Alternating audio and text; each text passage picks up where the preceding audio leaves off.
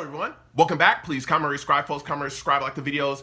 Also share the videos. I want to thank everyone that does like, watch, and share my videos. You folks are the absolute best. Listen, folks, there's a link tree down below. Has the links to all of my social media platforms. Please go down there, follow me across all my social media platforms, and talk to me because I talk back. Also down there as well as links to all of my YouTube pages. Please go down there, subscribe to all my YouTube pages, and turn on your notifications so when I post content, you folks will be in the know. Listen, folks. Friday at 7 p.m. Eastern.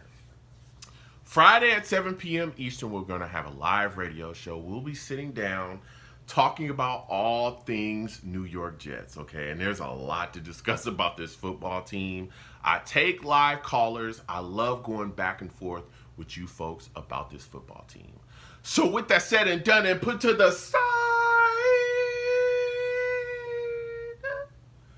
I'm coming to talk to you folks today about the New York Jets.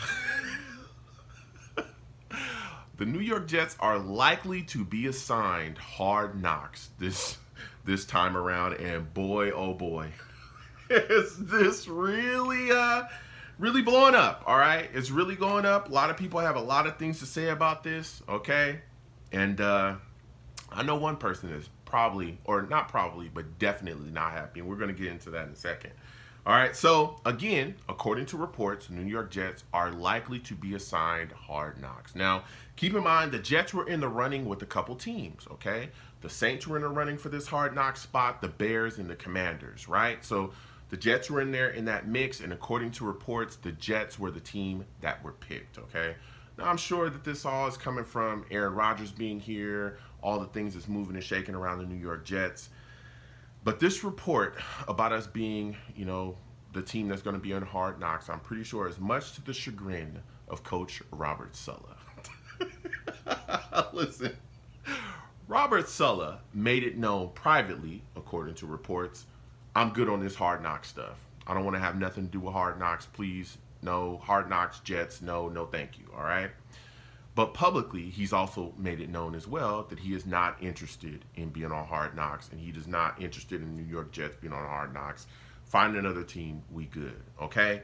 If you think I'm lying, here's the clip of him publicly saying this in front of the media during a press conference about how uninterested he is in the New York Jets being on Hard Knocks. Roll the footage. Good.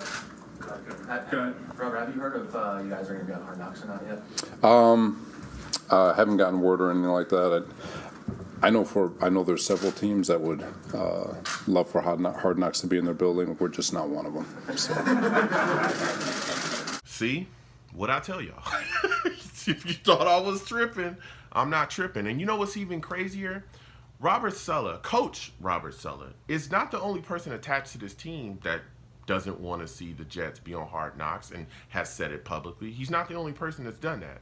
Justin Hardy also came out months ago, talking about how, bruh, I'm good.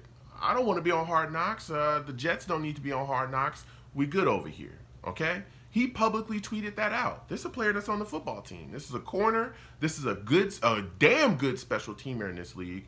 And he's a veteran guy in this league as well. And he's like, I'm good. So you got a player also coming out saying that they're not interested in this team being on Hard Knocks. Now, here's the deal. I think that especially Robert Saleh is looking at this situation, with Hard Knocks coming here, if, again, the reports are true that the Jets are going to be the team that's going to be on Hard Knocks, I think Coach Saleh is looking at it like, man, this could be a distraction. And he don't want to have nothing to do with that, okay? Keep in mind, this is a football team that has a lot of expectations, a lot of big expectations riding this upcoming season, right? We got Aaron Rodgers. We got a lot of things moving and shaking here. Allen Lazard in the building, Nathaniel Hackett. Like, bruh, there's big expectations. Jets fans, a lot of Jets fans, are talking Super Bowl or bust. That's what they're talking. And Coach Saleh is looking at this situation, a situation where a lot of people were talking about him being in the hot seat this upcoming season if things don't go the way that a lot of people believe they should go here with the New York Jets. So with all of those things going on here, he's looking at it like, look, we got a team that is very good, right, that we think can really go far, we need to stay focused. That's what we need to do here. We need to stay focused and we need to cut out all of that noise, all of it. And I get it. I get it. Because every team that is a winner in this league, what do? They cut out distractions, right? You look at the Patriots, they're in our division. Belichick, bruh, he is the king of cutting out distractions. They are focused. They don't give a crap who you are. The second that you come into that Patriots facility, you fall in line, you become a good troop, and you do your job.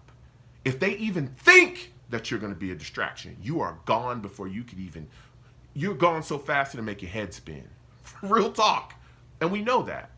And look at how much that they've won up there, right? So Sully's looking at it like, hey, cut out the distractions, and I'm going to, we're going to push and continue to try to do what we need to do. Now, there's a lot of Jets fans saying, well, in 2010, Rex was here, Hard Knocks was here, and things were good. Everything should be fine. Listen, Rex and Coach Sulla, two completely different coaches. Rex welcomed that stuff. So did the team, right? That's Rex's character. Lights, camera, he wanted all on him. He's going to bring all that attention. Rex used to get up on the podium and talk crazy. Every single year, he would go up there and talk about how the Jets were going to win the Super Bowl. He would just get up there and go wild. I'm going to give every team my best shot, and we're going to kill people. Like, that's Rex, right? Ego, verbose, he's in your face, he's intense. That's how he is. That's how he coaches, right? And there's a lot of characters on the team as well. Great team, great coaching staff, but they did things their way. That's not the way Coach Sulla does things. It's not. And he looks at this like it could be bad, okay? Now, when you look at the situation, right, and what I find very interesting is that when you look at the Jets, we're a franchise that has been marred by distractions. It's one of the reasons why we haven't been in the playoffs in 10 years, right? Look at all the distractions that we've had in this franchise. Geno Smith gets his jaw broken. Then we go through that stuff with Ryan Fitzpatrick. He literally divides the team, causes a mutiny. Half the team wants him to start. The other half wants him to go back to Geno. You had Sheldon Richardson going off on Brandon Marshall. Then from that, we dealt with all the nonsense that was going through with Maccagnan. Oh my goodness. Then him and Adam Gase get into it. That's all over the news. Media rumors swirling that they're going to fire Maccagnan. Adam Gase and Maccagnan are saying that's not happening. Then Maccagnan does get fired after a draft and free agency. The Jets look crazy. You look at just all the nonsense that's going on. You go on with Adam Gase. He was a complete distraction. That blew up crazy. He was the worst head coach in Jets franchise history. You had players coming out talking about him, players coming out talking about what was going on within the Jets facility. Jamal Adams going crazy, literally telling a Cowboys fan that he was trying to actively become a Dallas Cowboy as a New York Jet on the Jets roster, right? Talking about he was trying to become a Cowboy. Then he does an interview with Manish Mehta, literally blasting the Jets front office, calling Joe Douglas a liar, all kind of things. They moved on from him as well. All those things, distraction after distraction after distraction. And what did that equal? Losses. A lot of losses. A lot of dysfunction, right? A lot of people not knowing, what's going on? No one's focused on the task at hand. Look at the results on the field. We were terrible. When did the Jets get good? When they cut out all those distractions. When Robert Sulla came on board, Joe Douglas is here. They got rid of all those guys that were distractions. Jamal Adams, you want to go be a Cowboy? I'll send you to Seattle, right? And they started drafting and started building so much to the point where that clown, that circus kind of franchise, that stuff that was all surrounding the Jets, all of that has been pushed out the door. That's gone now, right? So much so that Aaron Rodgers, a Hall of Fame quarterback, looked at the Jets and was like, this is a well-run organization now. Things are different. I want to go play there. And he's here now. That's what happens when you cut out those distractions. So I get it, man. Now, if the Jets, again, are going to be on Hard Knocks this year, I'll watch it because I love this football team. But do I want them to be on Hard Knocks? No. I'm with Coach Sulla. I'm good on it. Right? Comment down below. Let me know what you folks think. How do you folks feel about this situation?